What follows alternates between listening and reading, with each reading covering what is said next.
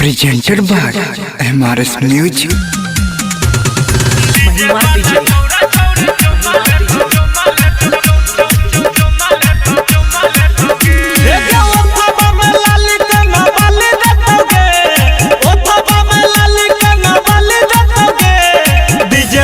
छोरा छोरी चुम्मा लेतोगे, हाँ डीजे वाला छोरा छोरी चुम्मा लेतोगे।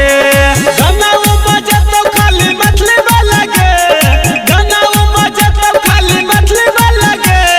डीजे वाला छोरा छोरी चुम्मा लेतोगे, हाँ डीजे वाला छोरा छोरी चुम्मा लेतोगे। डीजे वाला छोरा छोरी चुम्मा लेतोगे। अभी आप सुन रहे हैं सौली चौक वाली से MRS म्यूजिक की शानदार प्रस्तुति। हेगे चढ़ला जवानी तोहर झाड़ देतोगे, बंधिया समाजा छोरा मार लेतोगे। चढ़ला जवानी तोहर झाड़ देतोगे, बंधिया समाजा छोरा मार लेतोगे। हेगे गाना वो बजे तो खाली मछली वाला गे, गाना वो बजे तो खाली मछली वाला गे।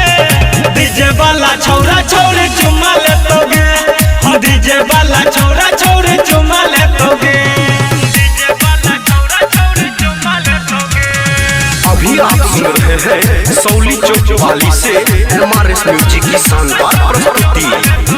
हेगे अपने पसंद सब बजे तो गाना गे, करी है नहीं छोरी तू कनियो माना गे।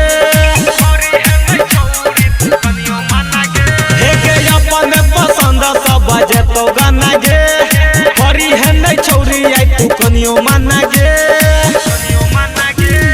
राइटर पंद्रह संजीत सहनी करता ताला गे, राइटर पप्पू संजीत सहनी करता ताला गे। डीजे वाला छोरा छोरी